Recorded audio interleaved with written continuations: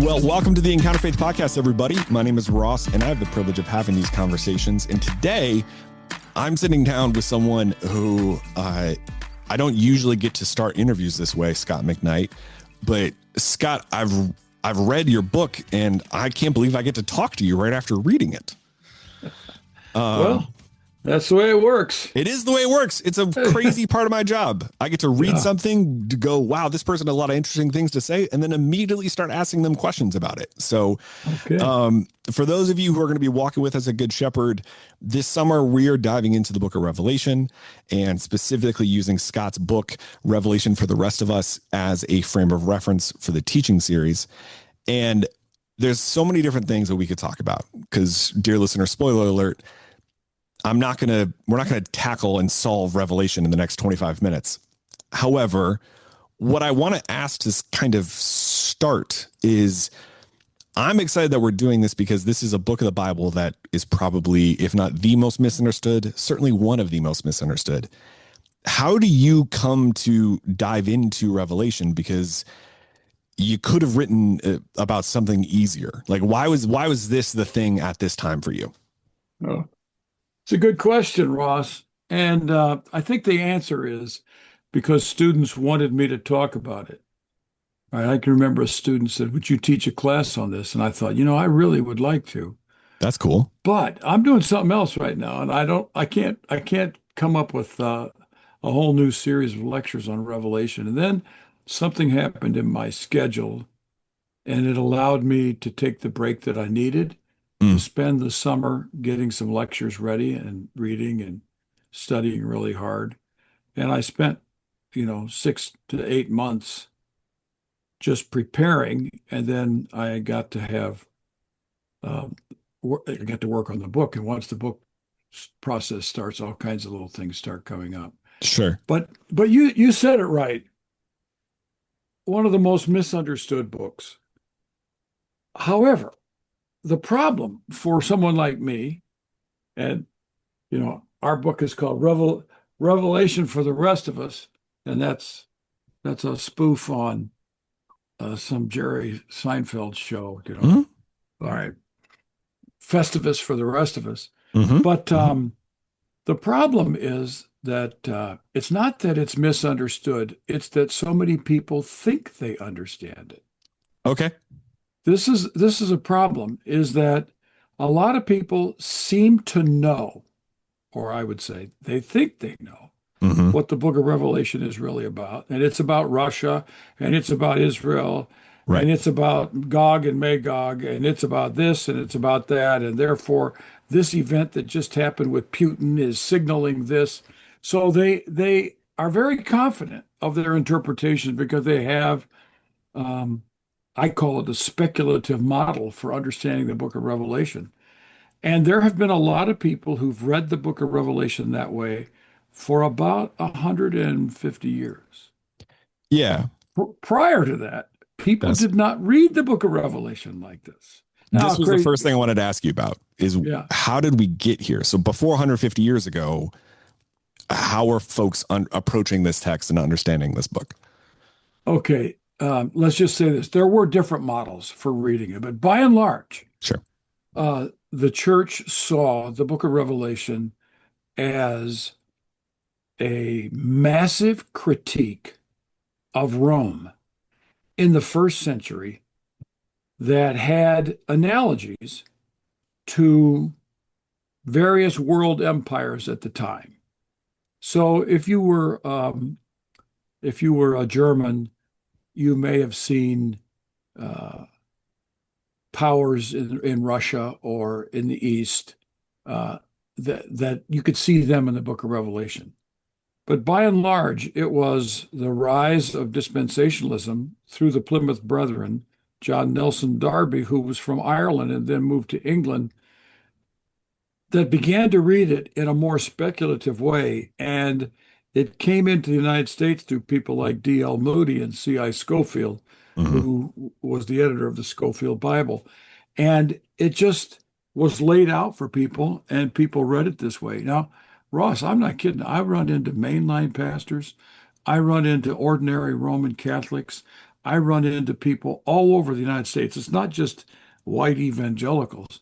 Hmm. It is the fact that people like Tim LaHaye and Jerry Jenkins, uh, and before them, Tim LaHaye did other things, and before them, it was Hal Lindsey and Salem Kurban.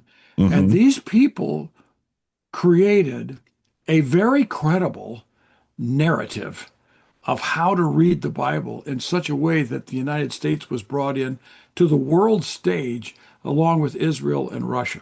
Right Right. now, one of the greatest, I don't like the book at all. I think it's totally wrong. But one of the most influential books in this was by Charles Ryrie, who was a professor at Dallas Seminary. He wrote a book published by Moody Press called Dispensationalism Today that educated dispensationalist type thinkers, speculative interpreters of Revelation for two generations. Hmm. And it was clear, it was easy, and people walked away from the book of Revelation and said, the mysteries have been solved. I know what's going on in this book.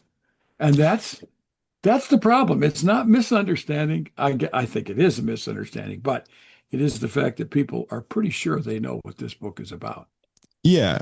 So the thing that stands out to me, right? When you approach someone on the street, they talk about there's blood everywhere and it's the end times, and they start quoting the Left Behind book Yeah, series, right? yeah, And yeah, I yeah. think there's a separate part of the conversation about where some of that, I'm being a bit tongue in cheek there, but some of that interpretation can create real problematic outcomes for the Mhm, church.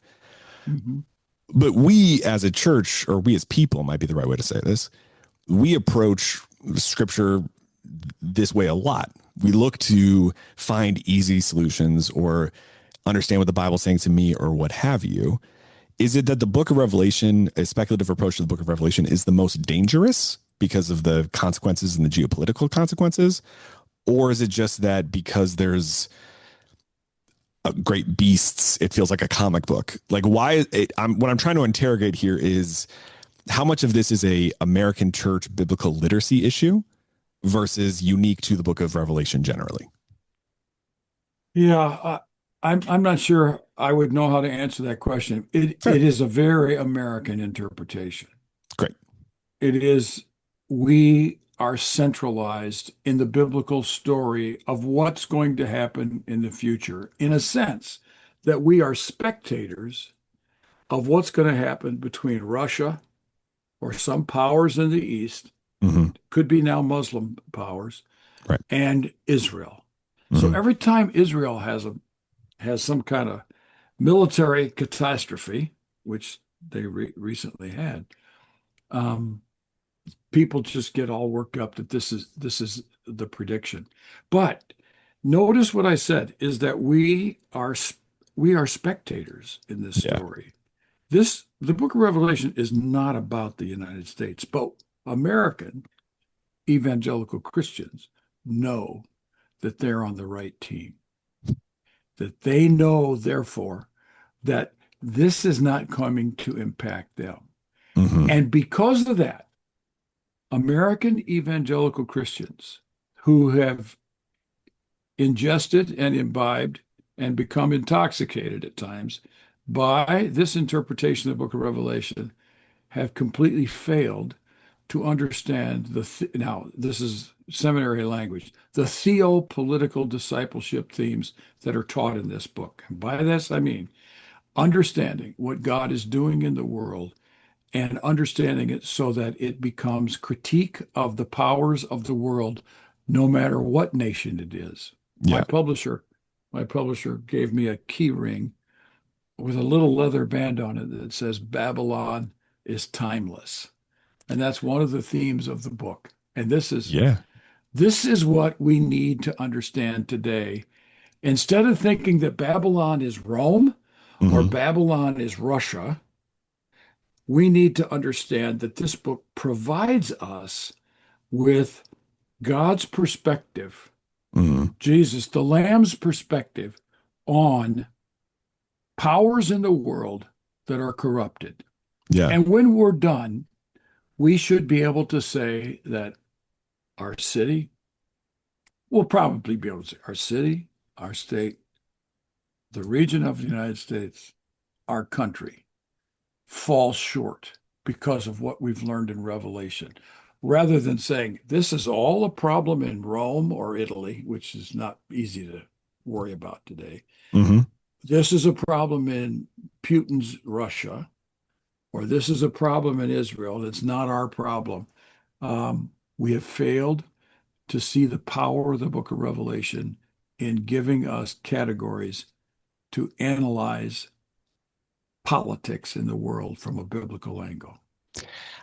I love so many things about what you said. Like, I'm trying to decide how long I can make this podcast and still have people listen to it. Because here's where I want to dive into one of the things you just brought up.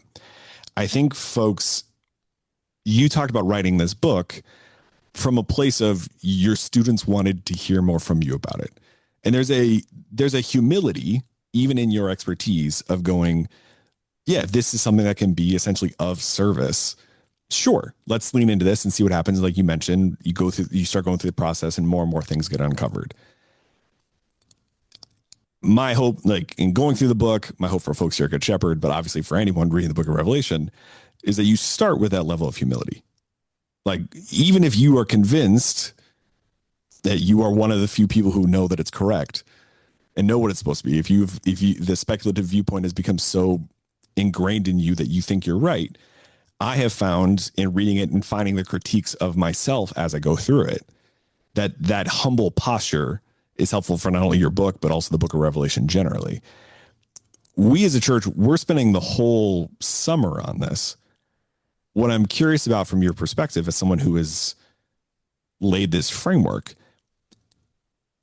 I think people sometimes go, oh, I want to read this so that something about this is different. Something about myself is different. They look for sort of this goal posture around the book.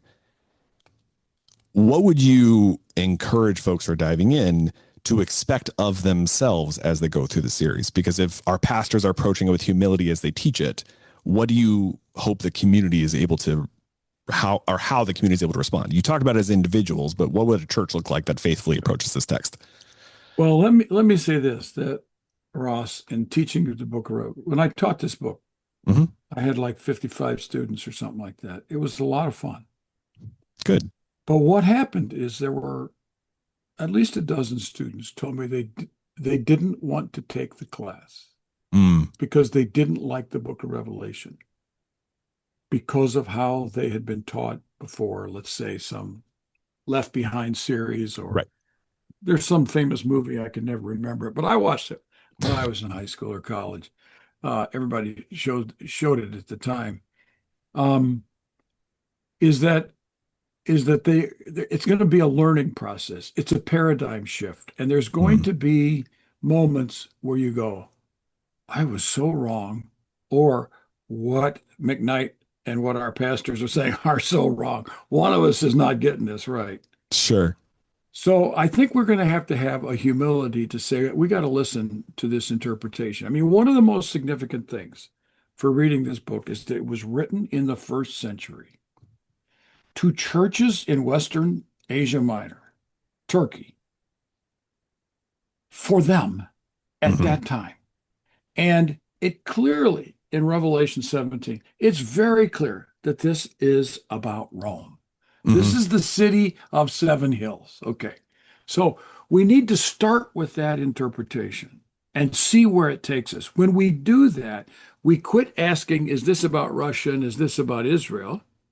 And we start asking, what is this book saying about corruption of power in Rome in the first century?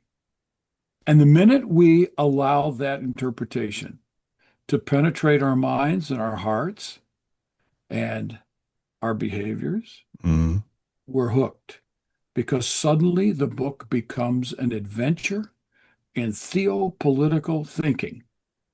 And we become people who are asking the question, is our president, is our governor, is our mayor operating according to the categories that the book of Revelation teaches us of corrupted power in Revelation 17 and 18? And the answer is yes. Right. Always, yes, because Babylon is Rome and it's timeless. And Babylon is And timeless. and that's where that to me is one of the secrets to understanding it is maybe you think that there's going to be a future Babylon that's going to be the perfect fulfillment of this.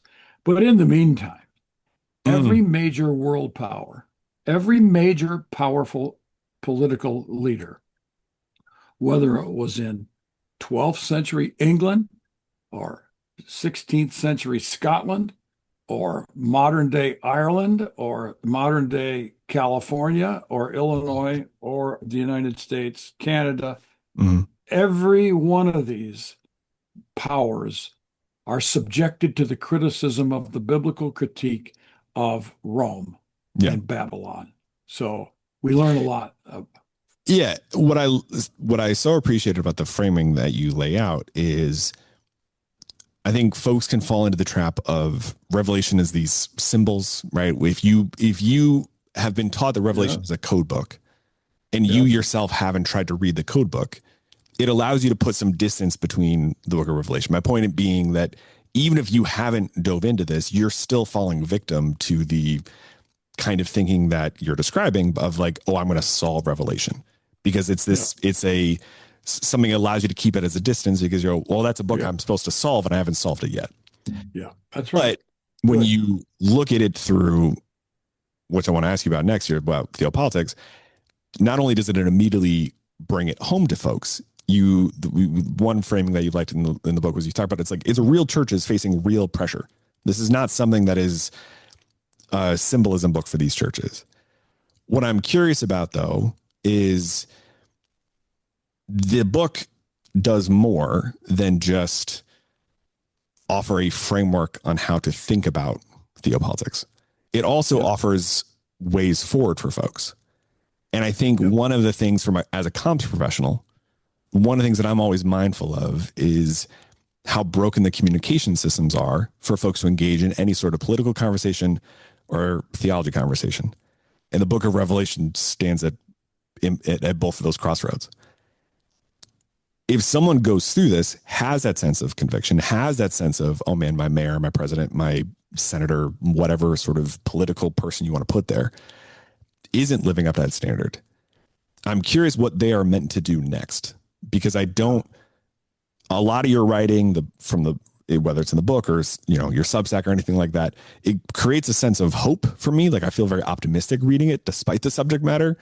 But I don't think people would naturally come to that conclusion. Yeah. Yes. Okay. Very good.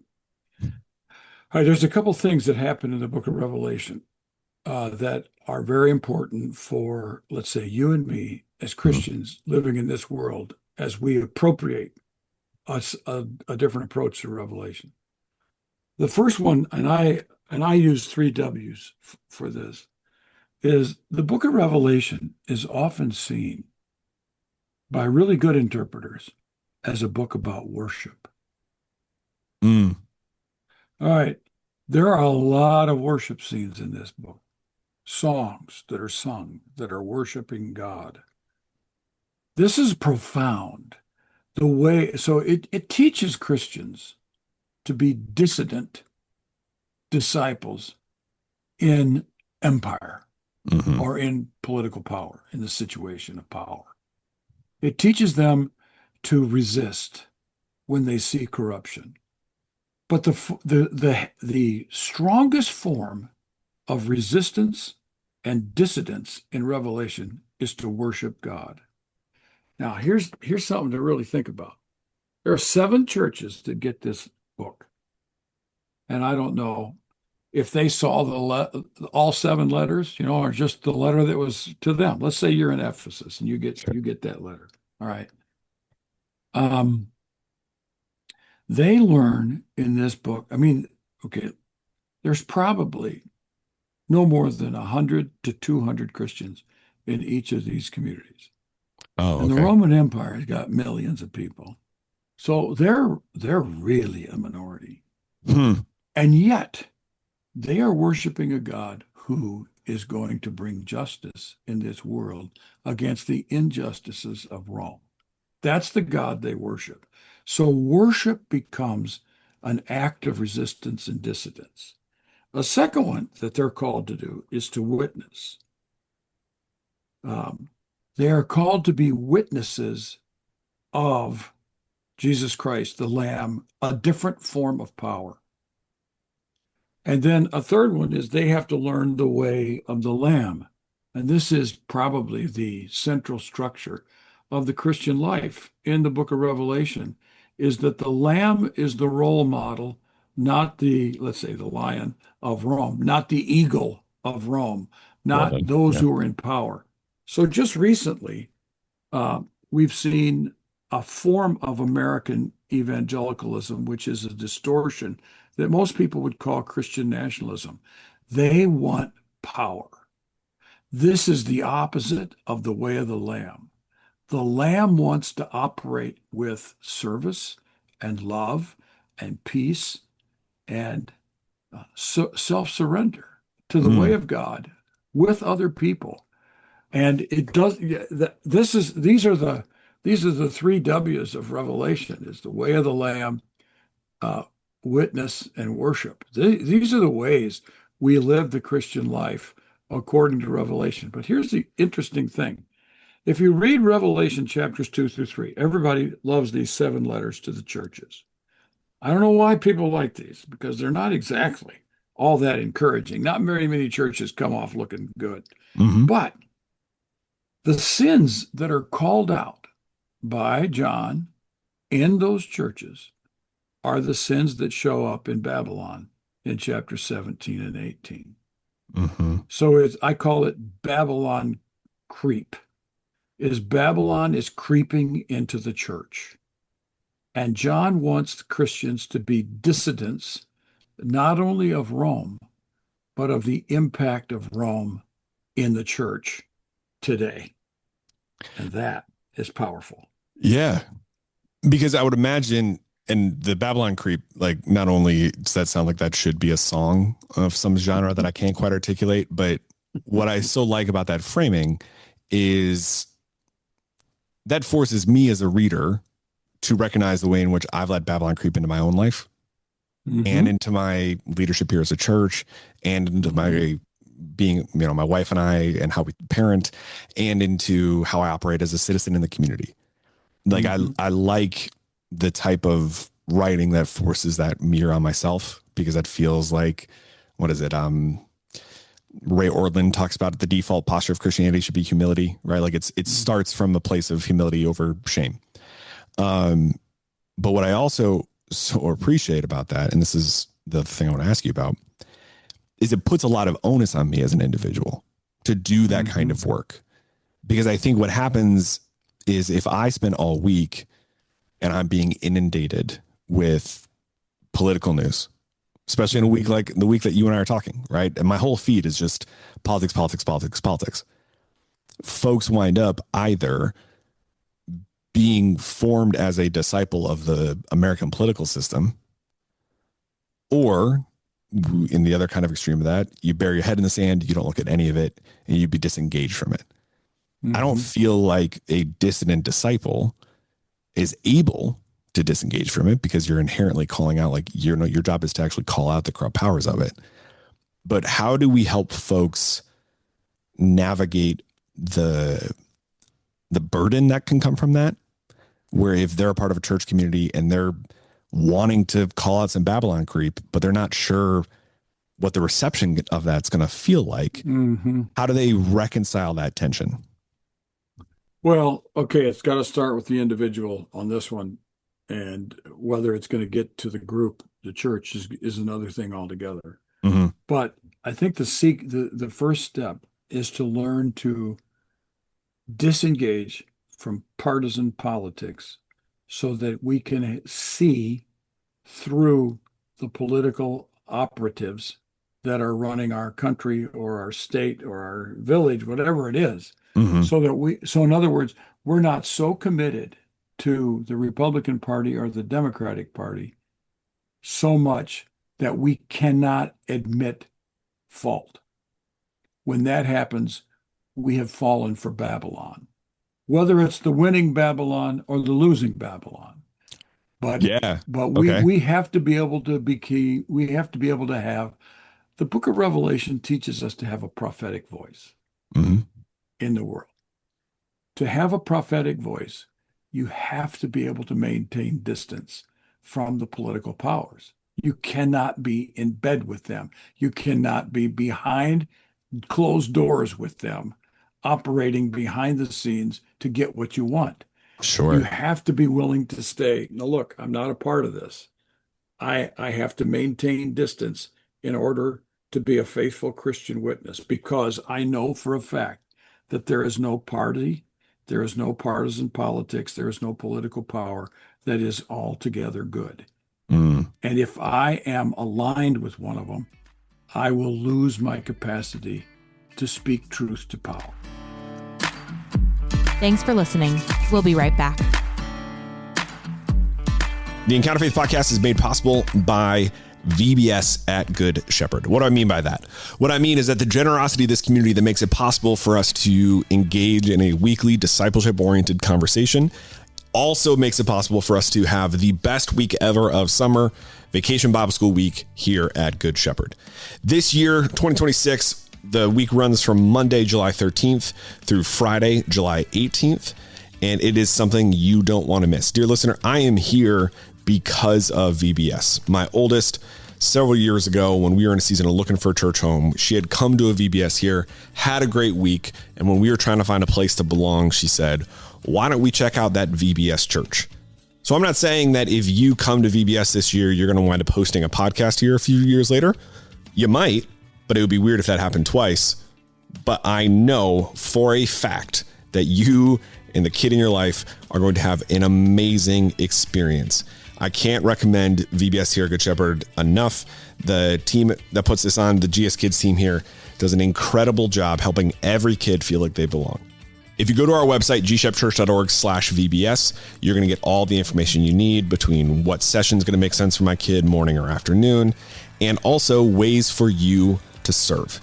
By serving at VBS, there's a ton of benefits, including getting a front row seat to how kids are exploring the nature of God, learning more about themselves, and having the most fun along the way. So get all the info you need and register today at gshepchurch.org/VBS. So they have to disengage from a part. Now, Ross, this is a big problem in the United States. Our churches are aligned with political powers. Evangelicalism in the United States that is white is aligned with the Republican Party to the tune of 70 to 80%. All right. The blue churches, let's say mainline Christianity, is about 50-50. Now, the interesting thing is it's probably closer 65% Republican, 35% Democrat in most mainline churches. All right. So there is already a posture. There is inertia moving Christians toward a certain political party that means critique is not going to be received well. So I think we have to practice the discipline of prophetic distance and recognize that it's not always going to be received well, but we got to try to find pockets of friends who can agree with us so that we can find a mutual force of power that can speak truth to power. This might be stretching this a little bit too far, but I also feel like one of the things that approach does is it allows folks to have a relationship for Jesus that they live out, a relationship with Jesus, that they live out within a local church context, rather than letting that Babylon creep turn into, well, this is my church and you're the competition. Because I think part of what winds up when the tribalism that we see in politics invades churches, one of the things that also happens is it becomes harder for people to leave and not feel excommunicated. And when I think about the churches that I've shown up to and left well versus the ones that I've shown up to and left poorly, in leaving well, that's almost always looked like a church being able to affirm what I'm pursuing and know that they, for whatever reason at that time or whatever, aren't the ones who are going to help me get there. There's a church near me that has like a wonderful way to sort of hold believers who are newer to the faith, who are folks who are coming with a particular levels of scars from previous churches. But they would tell you that when you have been following Jesus for a while, they aren't the place to go get fed. They outsource some of that feeding. And I'm setting aside all kinds of church critiques and separate podcasts that you and I could do about that. But what I really liked about leaving there is there was a mutual understanding of like, yeah, no, you need to go get something different than what we're offering. Is it stretching this a little too far to say like the tribalism we see in politics also has invaded our churches in that regard? Totally. Okay. Totally. I totally agree with that analysis. Because the reason I feel like this matters, and it relates back to so much of what we've been talking about, is for a church, whether it's like us spending all summer on it, or whether it's a church who's trying to just respond to some of the current political conversation, we have to be willing to acknowledge our own faults in this, our own local church faults in this, the broader Big C church faults in this, and love our people enough to not just stay there. Because I think what happens is some folks can wind up in this posture of like, yeah, the church is really screwed up XYZ. If you use the phrase blue churches, right? You can hear a lot of folks being like, yeah, we really shouldn't have done XYZ. And yet the best version of that is going, and here's what we're going to do next. And here's what we're pursuing next. And here's how we are pursuing our relationship with Jesus next. To bring all of this rambling from me to a question, the faithful witness to being that prophetic voice is something that I think as folks hear you describe it, they're going to immediately look for ways to sort of check out. They're going to immediately look for ways of going, oh, he's talking about the role of a pastor here. Oh, he's talking about the role of someone who's on church staff here. But your call is not to folks who have church email addresses. Your call is to faithful believers in Jesus. I love saying things like this, which is like, if you're not serious about Jesus, you actually don't have to do that much about what Scott and I are describing here. But if I'm someone who is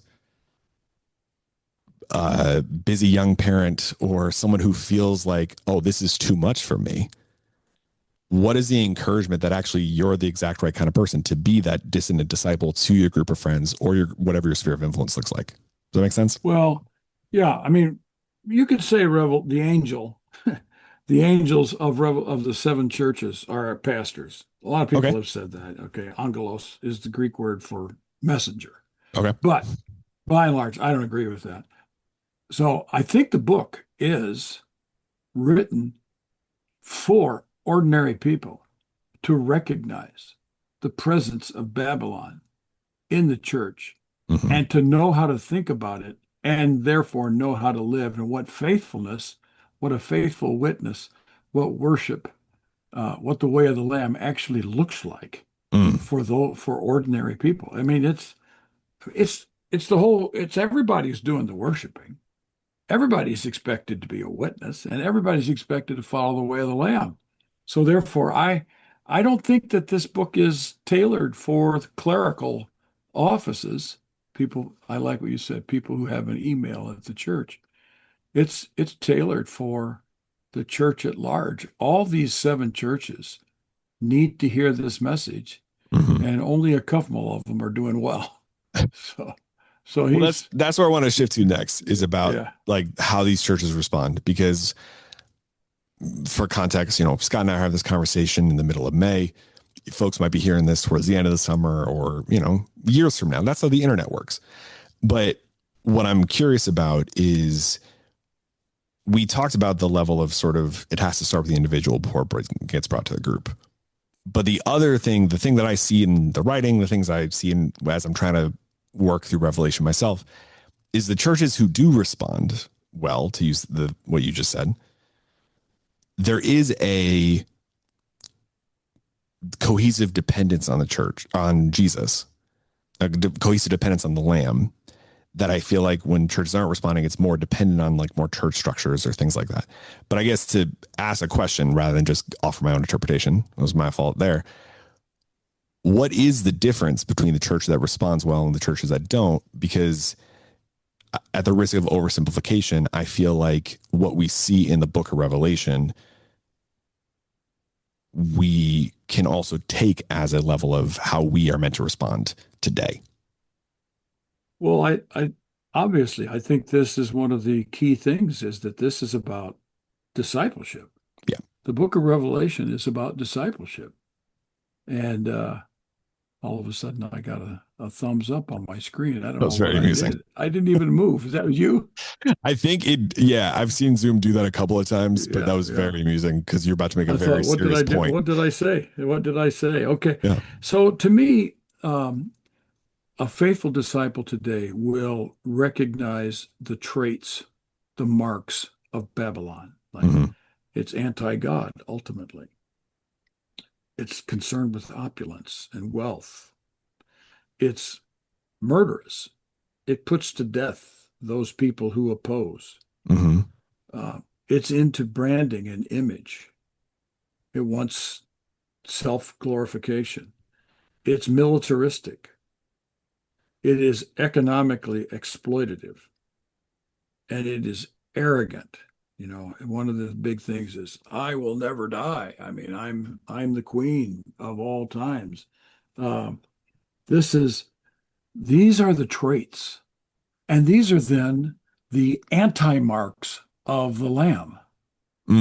So a follower of the Lamb is pro-God, is anti-opulence, does not believe that the way to take care of our problems is to kill other people. I mean, the recent language of our so-called Secretary of War is the language of violence. And he does this often in the name of being a Christian, is that we are not concerned with our own brand and our own image and getting all the attention, building statues to ourselves. We're not building a military enterprise to conquer other people. We are not exploiting the poor. And the scene in Revelation 18 about the cargo on the boats is a that's where I'm at right now. In full disclosure, and they're not arrogant. They're humble before God. These are the marks of the Lamb, and the Lamb calls us to live a different way. And it is so important to understand in Book of Revelation that the genuine Christian life is very political. But it's very political in a completely different way. It's not political in a way of winning, conquering, and gaining power. It's political in a way of following the one who was crucified in order to bring redemption. It is political in a way of love and peace and worship and witness and walking behind the Lamb. These are the ways of being properly political for a follower of Jesus. So this is like a whole separate teaching series. But here's I think it's a tension I feel in comms for a church quite a bit that you're describing, which is I know the best practices things to do to get people's attention. And while I can justify rage baiting, trying to think of like the most like benign examples of saying something really provocative at the beginning of a reel because I want to grab people's attention while they're scrolling. At the end of the day, I'm having to reconcile with what's the kind of church I want to be a part of, what's the kind of church I want to represent within the context of my job. A pastor here likes to talk about with folks that if you're having conflict with folks, a good place to start is what's the most charitable story you can write about the other person. And just as a way of trying to approach that conversation with any sense of humility, because you talked about the Secretary of War as an example. Part of what he's doing there is he's communicating in a way that is particularly relevant for a particular group of people in 2026. Exactly. The idea of not being concerned about a brand, I think about the person who writes a bunch of stuff about a church on Facebook or makes a bunch of declarative statements online, or in the secretary's case, at a pulpit. What I'm curious about is folks, I think, can look at that with a somewhat of a fatalistic response, because our conversation, our communication methods have become so broken that if I'm reading something inflammatory on Facebook, what that person wants me to do is talk about how inflammatory it was on Facebook. And what the Facebook algorithm wants me to do is fight with them on Facebook. But is it as simple as following the other examples we see in Scripture, or even the examples we see in the book of Revelation, on how we're actually meant to respond to look like the Lamb? Because there are certain things that I really appreciate when a church speaks into, calls out, etc., with all of the communication methods at their disposal. But there's also times for prayers of lament from the pulpit from one individual pastor. How do we, I guess the way to put this all into a question is, I know I sometimes want to default to whatever the least like confrontational stance is, where it's how do I like sort of talk about the thing obliquely so people know I'm paying attention or whatever without doing some direct call outs. That doesn't feel like what the actual mark of the Lamb. But when you talk about the church being Christian life being inherently political, but not in any way that anyone in America understands politics today, do you have examples to point people to? Do you have examples of being political in this moment looks like this? Because I think all of our references, regardless of what party you're part of, are fairly broken at the moment. Yeah. And you know all about, I had to figure out what you were talking about with comms. I didn't know what that was all about. So the I have an example of a woman who, because of the Twitter algorithm, Mm-hmm. decided that she would only post positive messages. Now Okay. her numbers went way down. Mm-hmm. But that is one of the secrets. Is if you are doing things to get numbers, or if you're doing things to tell the truth and, let's say, be a gospel influence, the way of the Lamb, then you live with lower numbers, but you live with the integrity of saying, I'm trying to follow the Lamb. Now, when she chooses to critique something in the church, Mm-hmm. she's really heard well because she's gained a hearing with people. If you're out there just being shrill and, causing strife, if you're just out there calling out people, you're going to gain a certain kind of audience that's looking for that. Mm-hmm. But that's not a redemptive message very often. But I think the positive, let's say you present what's good, when you do that, and then therefore rarely present what's negative, the negative is heard with much more force. So I think that's one strategy that I've seen used on Twitter that I think is very redemptive, and I think it's the way of the Lamb. It's just too easy. I mean, you're absolutely right. Facebook, I mean, the social media lives off of algorithms that attract anger. Mm-hmm. The stimulated amygdala is the secret to what's going on in that, and it works. It gets people going, and that's what. And one of my students said, "I hope this is okay." She's a pastor. Said, "I only get on Twitter when I'm pissed," and that's exactly what Twitter is for. That's what it generates as a general rule. Social media, there's a little bit, I mean, like Facebook, there's a little bit more responsibility and accountability because you have to have an account with pictures of yourself on it so people know who you are. Twitter, it can be a little bit more independent and anonymous. So I just think that we need to learn to use our methods of communication in ways that are consistent with the way of the Lamb. So I'm with you on that, but it's a real challenge. It can be a real challenge, especially this goes into almost like statement culture, right? Where because I spend all week interacting with folks who speak with a level of conviction about incredibly small things. Whenever I encounter anyone who speaks with any sort of level of, like I just did in that last question I asked you, figuring it out in real time, we have a level of aversion to it because we're constantly being bombarded with people who believe they're certain about every possible take on every possible thing. Mm-hmm. And what I think about a lot in my seat within this church, but also just in the way that God's wired me, is the responsibility that I have to shepherd people in an environment that is not at all cohesive to the actual work of shepherding. Because when I make a statement, I'm doing so mostly for me.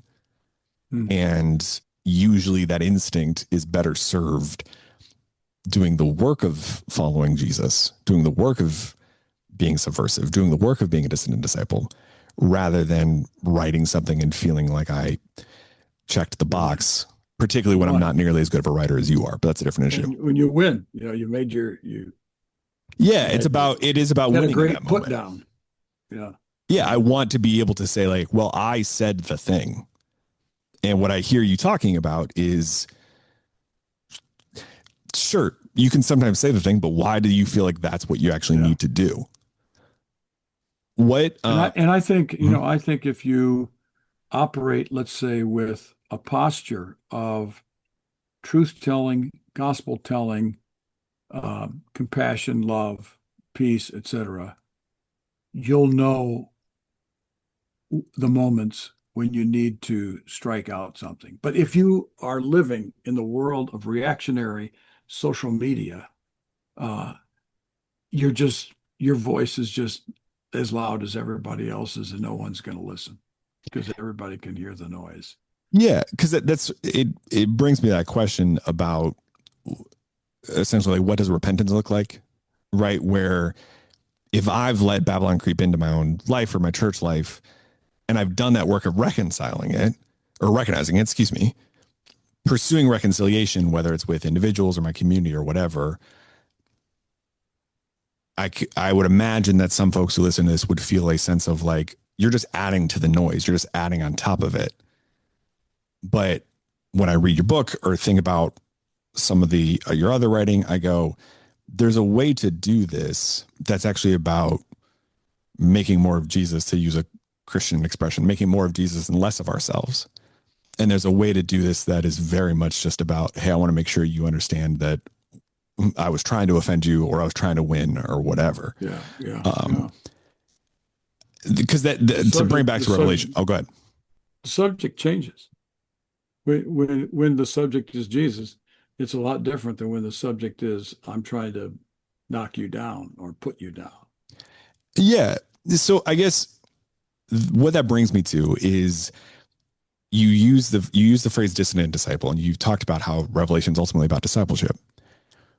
There are folks who come into our church, that come into churches across America, who their discipleship has been malformed, to speak anthropologically, not judgmentally, so much so that when you reference the Secretary of War, they instinctively immediately start writing a narrative about you. My curiosity is, one, how do you reconcile that just as a person who has to talk?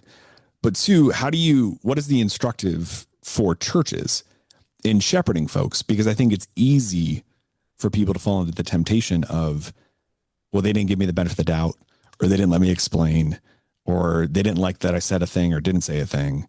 So they're just not going to be a part of this church community. And as a result, you wind up building a bunch of walls around your church in the first place. Like, how do you, a pastor in Tennessee that I love, he talked about how he begins with the assumption that you're walking into church formed away from Jesus. So his church is about, he calls it counter formation. What does that tension look like for you? Well, I quote Bill Murray, the brilliant Illinois. You can't even come up with the right adjective. The one and only. Yeah. Baby steps. And what about Bob? I mean, we have to, okay, here's the thing is that we can't control what others think of us. We can desire for them to think of us a certain way. But what we have as a responsibility to Jesus is to be faithful to him. And we have to, in a sense, we have to discern within our own selves whether what we're saying is consistent with the gospel or whether it's not. And I think that we have a responsibility in our world today to recognize that the church has been corrupted by political discourse, that the church has been corrupted by political alliance, so much so that it is no longer capable, and I'm talking about the whole American church. I don't care whether it's left wing or right wing. The whole American church is no longer capable of witnessing, let's say, speaking prophetically to power without other people saying, that's just Democrat, that's just Republican. All right, that's our fault. And it's because we lost our way with political discipleship a long time ago. And instead of following the Lamb, we became people who aligned ourselves with political parties. For us to disengage that way is going to take a lot of effort, a lot of work. And I would encourage leaders, I would encourage parents, I would encourage Sunday school teachers to do their best to teach allegiance to Jesus Christ and to the way of the Lamb as fundamental, regardless of what that means in the political context, and to offer genuine political discernment and critique where it needs to be. And I often say this, if you can't give me 3 good things about the Republicans and 3 negative things about the Republicans and 3 good things about Democrats and 3 bad things about Democrats, then you're not living in an honest and an objective world. If you're afraid to critique, then you're aligned. And we need to suspend our alliances so that we're aligned with Jesus. And I think the book of Revelation, I always tell my students, you start in chapter 17, you're going to get the right categories because it's about Babylon. When we start there, we develop a political understanding according to the way of Jesus, a theopolitical discipleship framework that allows us to speak truth to power and to be faithful to Jesus while participating in our political environment. Thank you for listening to the Encounter Faith podcast. This podcast is a service of G. Shep Productions from Good Shepherd Lutheran Church in Naperville, Illinois. All rights reserved. If you're in the area, we'd love to meet you on a Sunday morning at our 9 a.m. or 10:45 services. At Good Shepherd, we are inviting everyone to walk together in the calling of Christ for a life of eternal impact. This podcast is produced and hosted by me, Ross Cochran, and our theme song is Wake the Earth by 1111 Worship. Thank you for listening. We'll talk again soon.